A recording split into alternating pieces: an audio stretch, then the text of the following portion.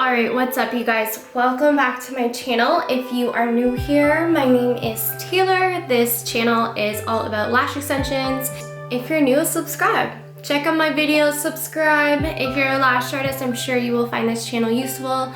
And today I am gonna be just kind of talking to you guys about something that I have been noticing online a little bit with lashes, and I just wanted to kind of share my piece and let you guys in on what I have been thinking about it. Hopefully you'll feel the same way too. So without further ado, let's just kind of get into this video.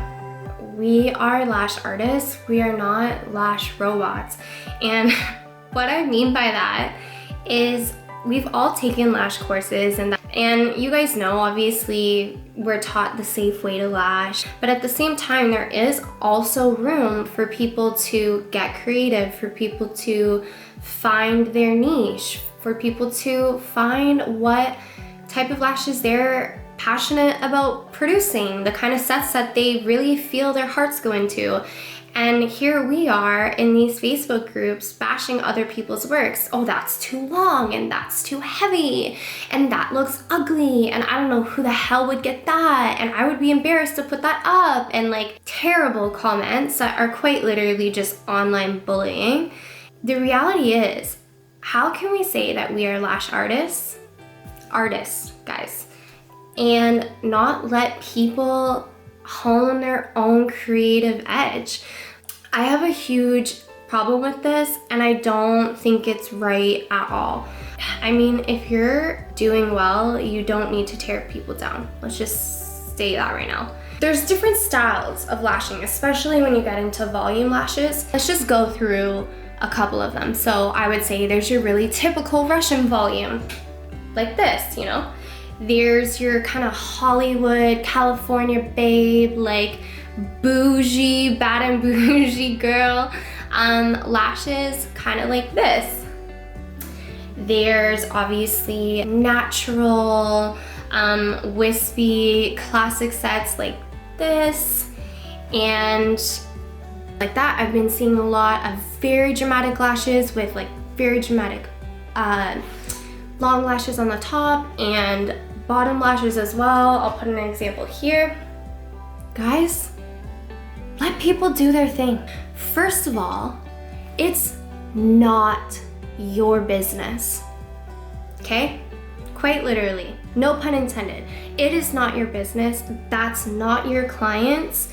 And we are not supposed to be in these Facebook groups and stuff to bash one another. When I see somebody post their hard work, especially using the last example, while that might not be your personal style as a lash artist, it doesn't mean it's your personal responsibility to bash it or tear it down. And I think collectively, we need to appreciate each other's unique styles because it's what sets us apart and what makes us different. As long as you know you're not sitting down and you're like, well, that looked good, but all their lashes are gonna fall off. Do your thing and be proud of your own unique edge, your own unique flair. You know, we can all go to art school and technically we'll all be trained as artists, right? But we're not gonna come out and produce the exact same kind of artwork. You guys know right now there's a big trend in narrow fans going around.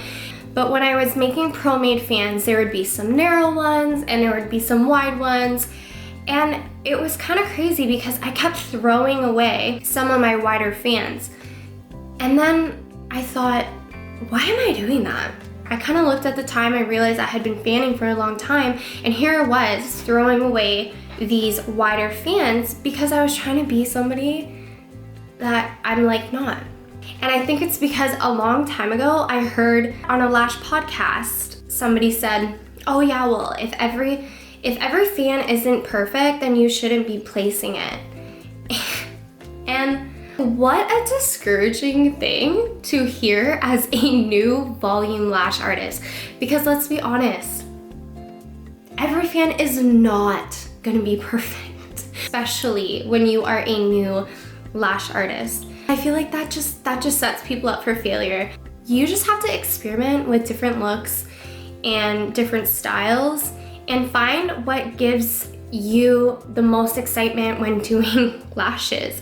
I think that when people are used to working with 0.07s and the kind of like box that working with 0.07s puts you in, sometimes because of obviously their weight and stuff like that, I think that when they see a long, voluminous set of lashes, they think like, oh my god, those must be so heavy, like she probably overweighed her lashes. And like, guys, let's be fair. First of all, half the time you don't see a before and after. You weren't there, so you didn't see her lashes to begin with. Once you start getting into 0.05s and 0.03s, there's a lot more that you can do creatively as an artist without causing damage. So, you know, if you've only ever been taught to do volume with 0.07s, don't be writing hate on somebody's photos that's doing like long, beautiful sets because they're doing, you know, like a longer dramatic look. You know, guys, think about it like this. It's really easy for us to poke fun and, you know, throw stones at other people's artistry, but at the end of the day, like, you just have to appreciate everybody as their own unique artist. And I'm serious, like, and the other part too is you as a lash artist are not for everybody either. So sit back down, because that's the truth. Your work isn't gonna be everybody's cup of tea. And that's just the, guys, that's just the facts. Like, this is the thing. You might be a lash artist that never lashes above size 11 or 12, and that's great. That's your business. That's your craft. That's what you wanna do. You own that. But don't go throwing stones. Don't say people are bad artists because they're doing longer lengths and stuff like that. You don't know. And it's just, if you are not gonna support somebody else's business, get off their page. The thing is you have to think too, like, we're all in different parts of the world. Even different cities have different styles of lashes. You know, what is kind of trending is what people's gonna ask for. I live in a smaller city, so I would say that my lashes are relatively like the style of lashing that I do most of the time. It's not so dramatic. Like, some of the photos that I post might be a little bit dramatic, but I would say for the majority, they're, you know, they're nice and full and fluffy volume lashes, but they're not like blacked out mega lashes. But if you're doing blacked out mega lashes, then great, you have the clientele for that. Just because it's not your cup of tea doesn't mean it's somebody else's, and doesn't make it your responsibility to bash somebody else.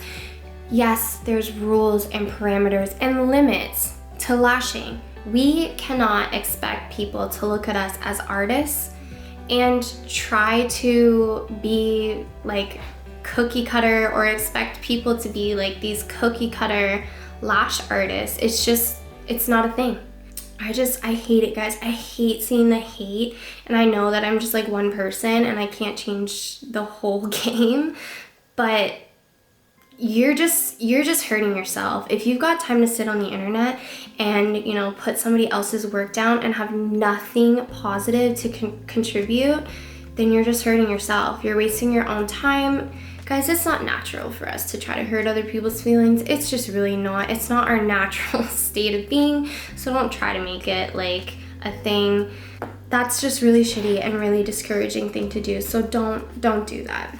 Obviously, COVID has affected a lot of us financially and our businesses, and I think a lot of us are kind of asking the question, well, now when we do come back, are we charging our clients full price?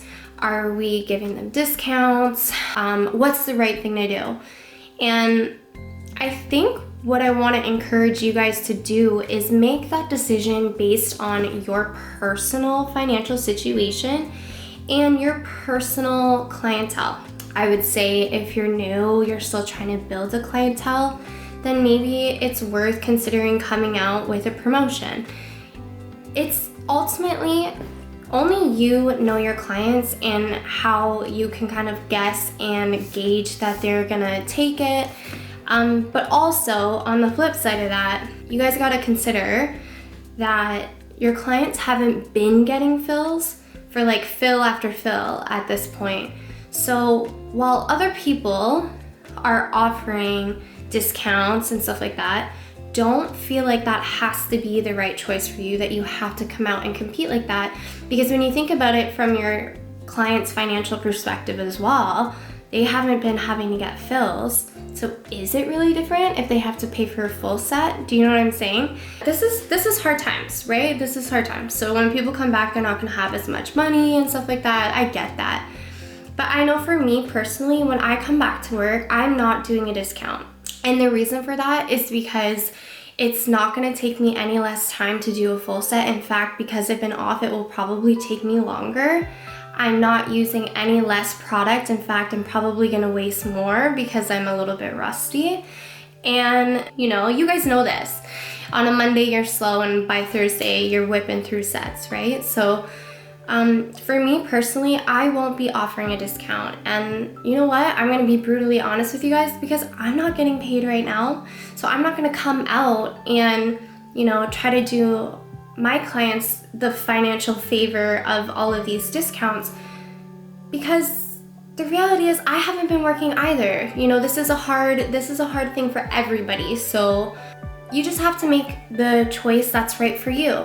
Sometimes you gotta think about your own family and your own finances and cover your bases that way too. Don't feel the pressure because your competition is coming and doing like half price full sets that you should be doing it as well. You just have to think about, at the end of the day, what are your finances and stuff like that. That's your business. You didn't get into this to let other people run your business for you, so don't start now and don't feel bad about it. Your prices are your prices, your business is your business. And for all those haters in these groups, I swear to freaking God, you need to stop. You just need to stop. Like, if you have time to bring other people down, girl, you should be freaking trying to bring yourself up. Trust. Level up your own crap. Don't bring other people down. But yeah, that was just kind of my little thing. And let me know what you guys think. And if you're new to lashing and you're just kind of finding your creative edge, you'll get there. Try to customize everybody's set for their eye shape and stuff like that. But other than that, don't be afraid to put your creative edge on it. As long as you're doing it in a non-damaging way, girl, do your thing. Honestly, do your thing. And don't let other people get you down. This is your business, guys. Your business. You have to be your own advocate. All right, guys, so I'm gonna wrap up this video now, and I hope that you guys are staying safe and healthy. And let me know what you guys are choosing to do when you come back to work after COVID. Remember, there is no wrong answer. It's just personal business preference, what you guys are choosing to do. I'd love to hear in the comment section below. If you like this video, make sure you give it a big thumbs up and subscribe to my channel, and keep reaching out to me on Instagram. I love when you guys reach out to me and tell me that like you heard something in my video that you needed to hear or whatever. I love that stuff. It keeps me going. Obviously, I don't make money from YouTube yet. So it's nice to hear that my message is getting across to you guys and helping you and affecting you in a positive way. But yeah, that's it for me tonight, guys, and I will see you in my next video.